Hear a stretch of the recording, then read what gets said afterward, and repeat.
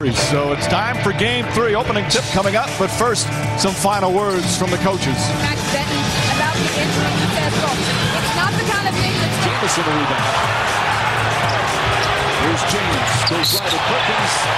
The foul from Fidget Perkins. I think he may have called a flagrant foul. And now this is James, that's a two-pointer. It's a in down. Paul Pierce makes the right play, shoots the gap. LeBron James makes a great read. Ball knocked away. James to Moon. Moon to James. Throws it down. LeBron James exploding for 21. The leading scorer for the Celtics with 10. Gets in the paint. Layup. Backs it in again. The ball out of the hands of Garnett. Garnett, close range. His second field goal. First half that's been all LeBron James and the Cavs. Cavs defense terrific. Delonte West, who we've seen. Jamison lays it up and in. Still plenty of time left here in game 3. Cavs showing no signs of letting up. James knocks down another second three-pointer. He's got 30. That's a team. Nice to see him get some recognition. O'Neal throws it down.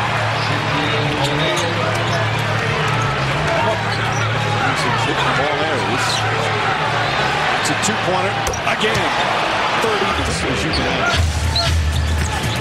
James flips it up and in. Beautiful pass from Mo Williams. And where is the Celtic defense?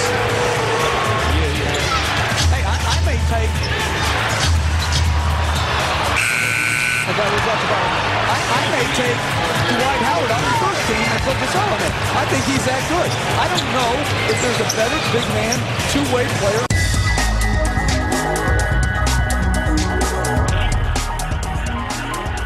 Cavalier rally in the third quarter. Dick, I'm not sure this game's going to be long enough to get in all the points that you possibly could talk about, ramifications that could come out of this game, the player matchups, the changes by the coaches. It's been a sensational series to this point.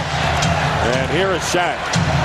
Jamison hitting a two-point field goal to start the game. Jamison very effective inside scoring in the last game in Boston. And here's Parker starting out on Rondo. His job, try and force him into becoming a jump shooter and don't let him come up with all the rebounds that are 50-50 balls bouncing on the floor.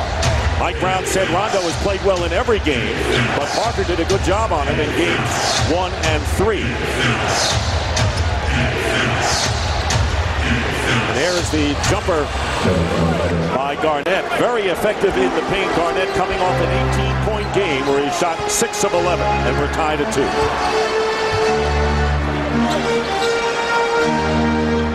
2. Pierce is guarding James. And LeBron missing a 2-point field goal. Garnett the rebound.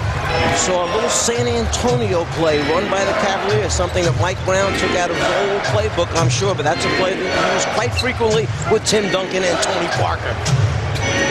Doc Rivers said he thought both teams would play well in this game. Garnett misses from outside. The rebound by James, who had 22 points, 9 rebounds and 8 assists.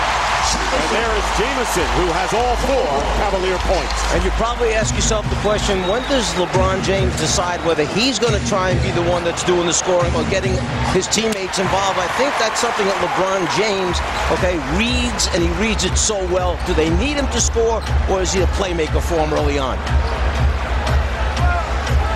Came out a little more passive in the last game, so we may see him more aggressive here. Jamison tries to flip it behind O'Neal, and it's picked off by Pierce.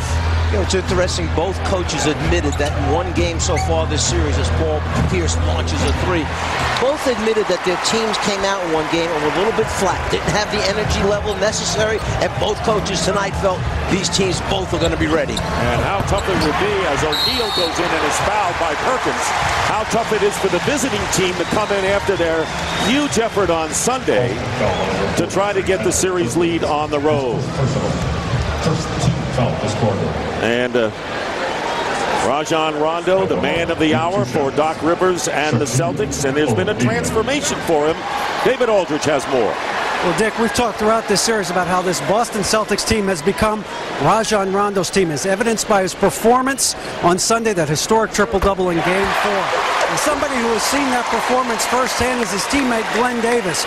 Davis said that he's known Rondo since they were both 16 years old. They were roommates on the 2005 Under-21 World Championship team that played in Argentina. He said then Rondo barely said a word for almost a month, but that over the last 2 years he's seen an incredible transformation, much more vocal, much more of a leader. And Doc Rivers told us that he had to do this. He had to on a team with Kevin Garnett and Paul Pierce and other alpha players, that Rondo had to be more assertive. Doc said he had to take it. Nobody was going to give it to him. Rick? Pierce has it knocked away, and it's off of his knee out of bounds.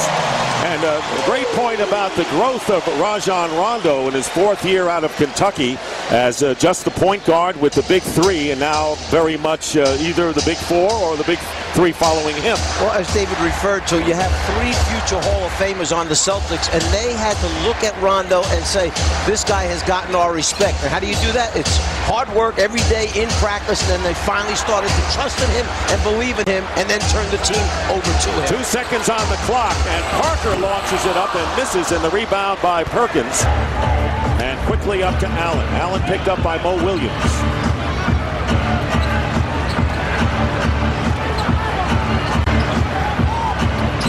Pierce trying to get going, and coming off a 9-point game, his lowest of the series, as Perkins keeps it alive for Boston.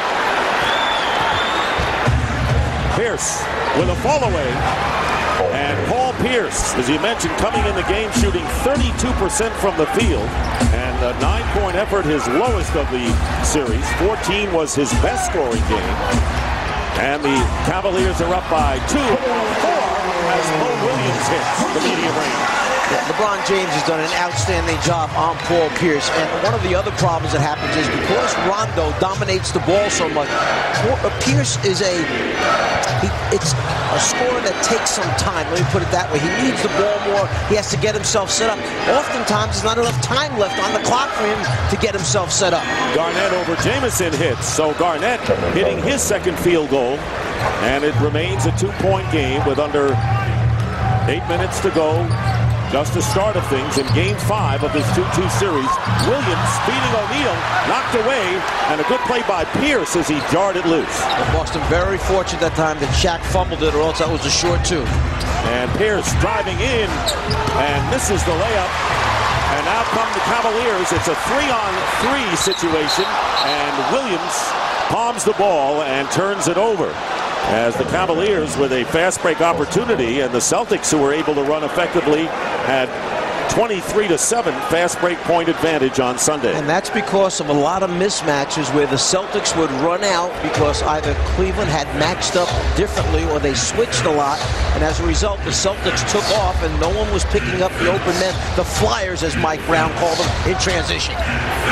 Rondo fakes a pass, goes behind a very tough blind pass, and the Celtics turn it over. I think he caught Ray Allen by surprise that time. I don't think Allen ever thought that Rondo would see him there along the baseline. It may have been off a couple inches, but still, Rondo found him in that deep left corner. Cavaliers are 3 of 6 from the field. Celtics 3 of 9 early on.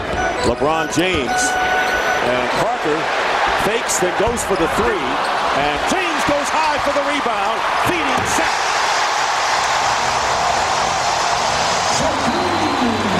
Pierce cannot get into a jumping match with LeBron James. He's got to box out deep and let LeBron come over his back for the rebound. And foul is called against the Cavaliers, bringing the crowd out of its feet on that play. See this ball go high, and without putting a body into LeBron James, he simply out jumps. Forget Pierce, it's Perkins that he goes over to get that one. And the foul was on Antoine Jamison. And here is Pierce, defended by Neal. And the rebound on the miss by Rondo. Williams driving driving in, looking for the foul, none coming, and the ball knocked out of bounds as Garnett does a good job of scraping the ball away from Shaquille O'Neal. Dick, you see or hear the crowd reacting. What's happened a lot is the offensive players are driving the ball into the defenders to try and initiate contact, and the officials, rightly so, aren't just blowing the whistle because bodies are hitting. The offensive guy is actually going out of his way to initiate the contact. Parker with the basket and the foul off the inbound pass. And Ray Allen picking up his first foul. Late pass on the out-of-bounds play. You can't give up when they run that curl along the baseline. The man on the inside, meaning the guy guarding the ball, has to take away that baseline pass. And Mike, we have a lot of time to go in this first quarter, but LeBron James already with 3 assists of the 5 baskets that the Cavaliers have, certainly not going in and saying, I'm taking over the scoring, at least early on. He knows that he can score points whenever necessary. Right now, he's showing his teammates that he has trust in them. He's sharing the basketball. Shaq has